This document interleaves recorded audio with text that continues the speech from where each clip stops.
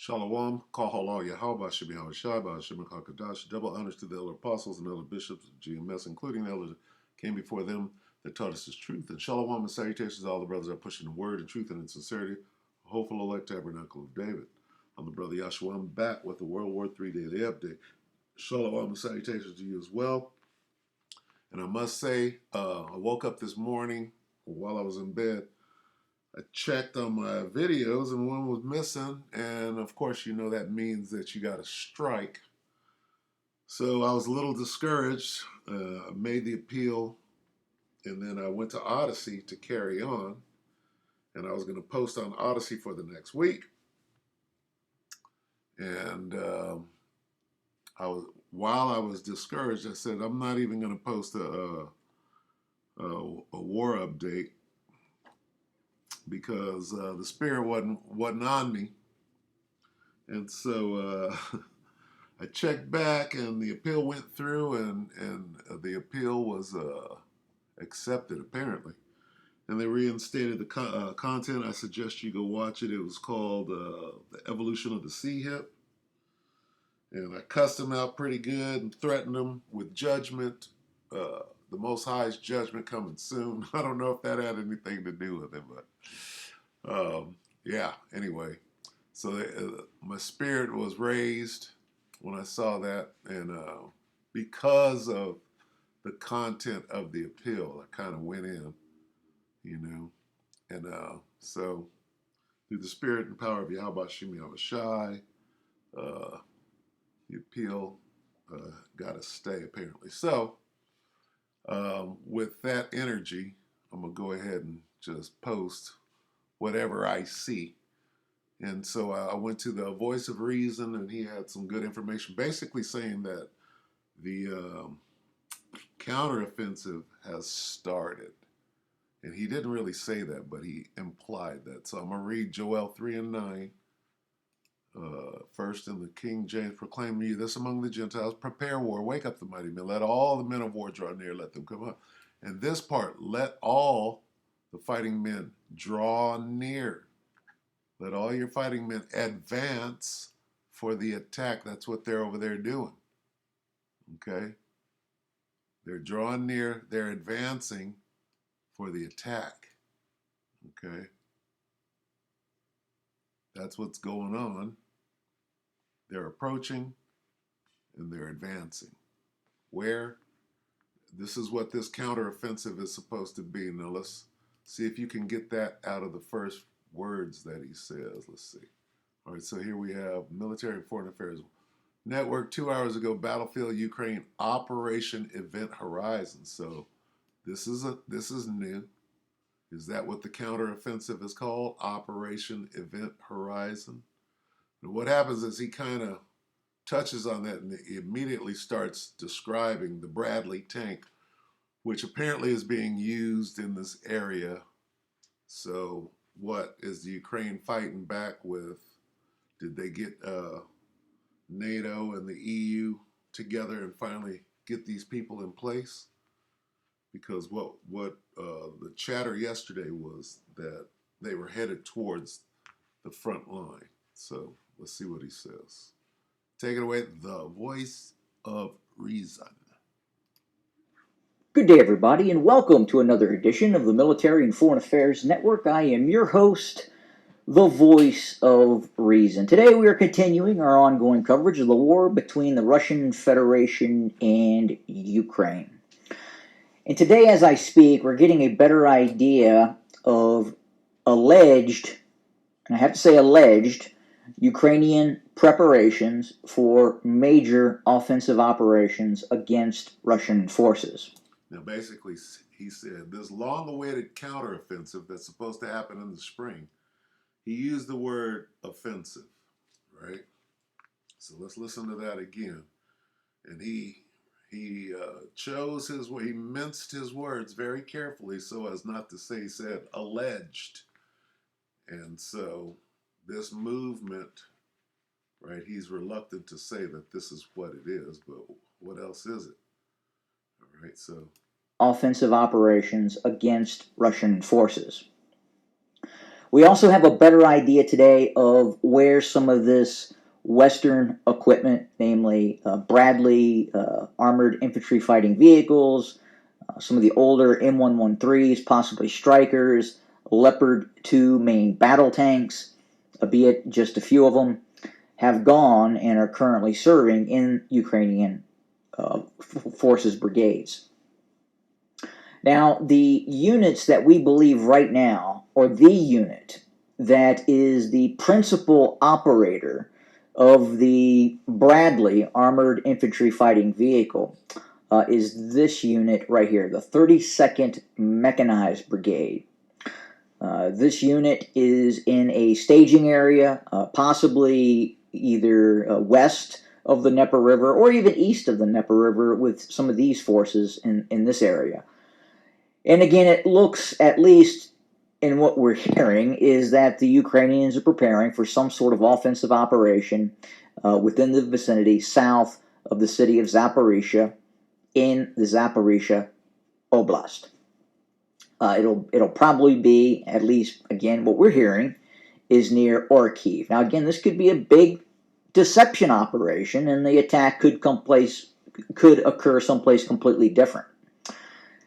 Now, what makes the Bradley armored infantry fighting vehicle, again, this is not a tank. People look at the Bradley and they immediately think, oh, it's a tank with a smaller turret. It is not a tank. It is a armored infantry fighting vehicle designed to carry infantry. Now, it does have incredible firepower. It has the ability to kill main battle tanks with its TOW anti-tank missile system. And then compounding that, I think a lot of people look at the TOW and they think that's the principal armament on the Bradley. Well, I can tell you from firsthand experience, the most capable weapon system on the Bradley is that 25 Mike Bushmaster. That is an incredible weapon system that is slaved to some very advanced thermal imaging optics. So what does that mean? It means the Bradley can see at great distance.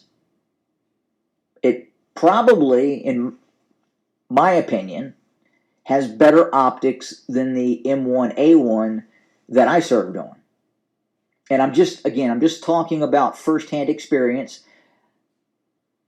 Looking through the optics of a Bradley, I felt I had more clarity than looking through the optics of an Abrams. But that's just my opinion. Now, the 25 millimeter gun on the Bradley will kill most stuff on the battlefield, to include main battle tanks. Yeah, you heard me right. It will mission kill a main battle tank. Those 25 Mike rounds, especially, I believe it's the M199 or the depleted uranium round. Now, I don't know if the Ukrainians are getting those or not, but a side aspect hit by a 25 Mike, I've seen firsthand, will go through a T-55. Right through a T-55. Side shot. I haven't seen a direct frontal aspect on a turret hit, but a side shot they will. And especially if you start targeting the engine compartment and stuff like that, the armor-piercing, fin-stabilized, discarding sabot round of the 25 Mike on the Bradley will do a lot of damage to a main battle tank. Infantry fighting vehicles and other systems, it'll go through them like butter, like hot butter. So again, very capable weapon system. Now, if these Bradleys are attacked by other armored infantry fighting vehicles, say BMP-2s or BMP-3s, or even T-72s, T-90s, T-80s, will they survive? And the answer is no, they won't. They're not designed to take hits from 125 millimeter rounds from main battle tanks. And I don't even think at this point, from what I've seen, the Bradleys that have been delivered to the Ukrainians have the updated reactive armor boxes on the side and the frontal aspect. Haven't seen it. They could be putting them on, but what I've seen so far is just the standard armor package for the Bradleys being delivered, and I haven't even seen RPG cages put on them either. So, I mean, those won't really mean anything if they're hit with a 125 millimeter tank round anyway. Now, if they're hit with the 30 millimeter from the BMP2 or the 100 millimeter from the BMP3, again, they'll kill or mission kill the Bradley as well. But I can definitely tell you that the optics on that Bradley are going to give them a great advantage, especially at long distance shooting. And that's when they'll start using those tows. They'll be looking at targets outwards to 2,500, 3,000, 4,000 meters, and then attempting to engage those targets at max distance with the tow. And then again, when they get up close and personal in some of these urban engagements that we've seen, a Bradley 25 millimeter gun hitting a tank or tank-like target AFV at 300 meters is going to be a zinger. It's going to go through that target like hot butter, especially a side aspect shot. So again, how many Bradleys have been deployed? We think the Ukrainians received just over 100. In all probability, they're going to these brigades that could be conducting these offensive missions against the Russian forces.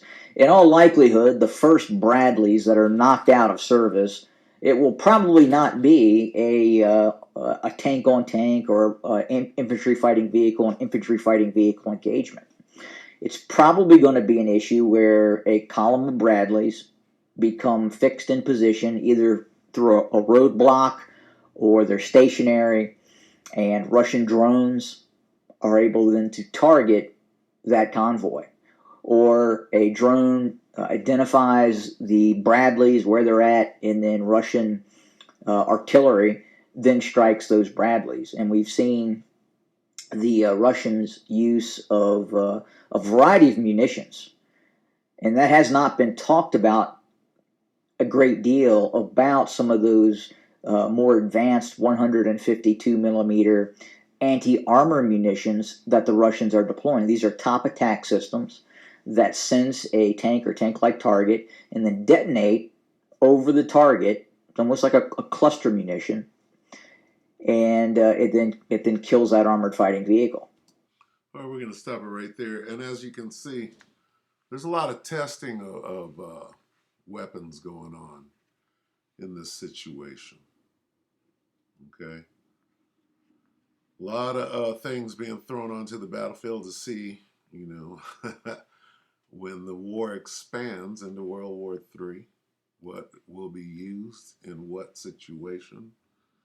All right, this guy is speaking, his opinion, and that depends on what war he fought in, how long ago, and what weapons were used at that time.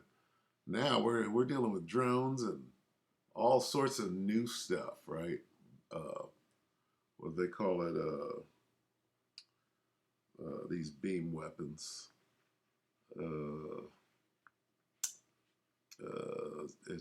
It escapes me at the moment. What is it?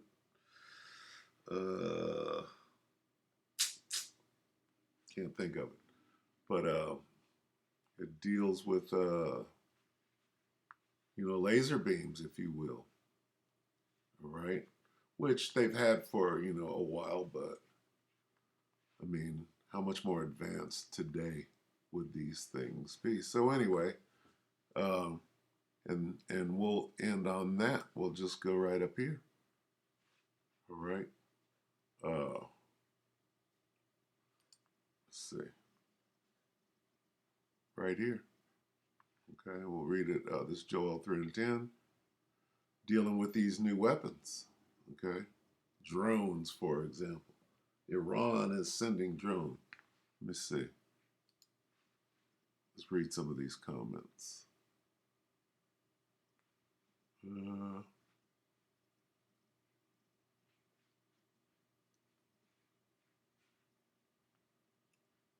is it? Directed energy. What is it? DEW. Directed energy weapons. These things are relatively new. Now they might have some old ones that go back a few years, but how much better are they now? Okay, so and I shot a dragon gun. I was a dragon gunner. It was a 11 BC, 11 Bravo. I forget what it was. It was so long ago. 11 Bravo, uh, Charlie 2, something like that. BC Deuce. Um, I was a dragon gunner. I didn't shoot the toe. Okay. A toe is a bigger gun than the dragon. A toe is usually mounted on a track, which they're speaking on this right here. So, I mean, it's a bigger missile. A toe is a guided missile, is what it is. And a dragon is a guided missile that you can carry on your back and then it's not mounted. Okay. And they have toes that aren't mounted as well, but you're going to mount a toe before you mount a dragon. And it's so old, that goes back to the 80s. All right, so I'm not going to speak on it, but let's see.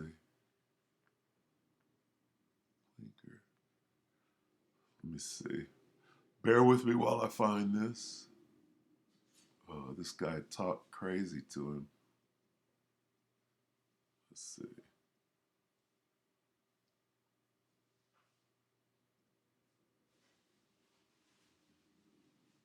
Here, right here. Paul Wolf says, did you know that Iran is supplying between 6 to 8,000 Shahed drones to Russia in the next few months? They could use some of them to destroy this handful of Bradley vehicles. Okay, big bank take little bank. They got these new drone? They didn't have drones back when the Bradley was introduced, right? Like he said, a Bradley is not a tank. It's a it's a carrier. It carries troops, but it does have a toe on it or a 25 Mike, right? But you know, these new weapons on the battlefield. What is that going to do? What did he say? Did you know about these drones? They could use some of them to destroy. They won't. He goes, and then this guy goes. They won't get within 300 meters of for a side shot. Give me a break. Kamikaze drones incoming. So, you know, it depends on, you know, what year and perspective he's talking about and his knowledge on the weapon systems that are on the battlefield today. And he seems to know what he's talking about. But, I mean, how old is your information? Anyway, and we're talking about weapon systems. We're talking about new and improved weapon systems. So let's go back here. Joel 3 and 10. Beat your plowshares into swords and your pruning hooks into spears. Okay? So a sword and a spear is a weapon of war. A plowshare and a pruning hook is a what? A gardening tool. So this is saying, get your weapons ready. What weapons? Well, once upon a time it was a Bradley and a toe and a dragon. Now it's what? Iran shot down or guided down. This was the lore years ago. Let's see, Iran um, takes control of American drone. So years ago, it was said that Iran was able to successfully take control of an American drone and land it and then back engineer it. So let's see what that brings up and how long ago it goes back. 11 years ago, Iran displays captured U.S. drone. Okay, so if it was 11 years ago, okay, and they back engineered it, right? How much have they improved upon it? All right. Understand how warfare works? And I'm just saying, we won't go into it, but what is this? This is a sword. Okay? That's a sword. Beat your plowshare. What has Iran been doing? They've been getting their weapons right. Beat your plowshares into swords, your pruning hooks into spears. Let the weak say, I am strong. It was said that Iran doesn't have nuclear weapons. Do they now? Okay? Iran would have been known as weak. They don't have nukes. They're weak. Well, what are they saying now? They're saying, come on, America, bring it. All right? So with that, just a quick update. I'm still a little excited that uh, the appeal went through. So with that, we hope that the electorate edify you brothers and few sisters. With that, we're going to say shalom.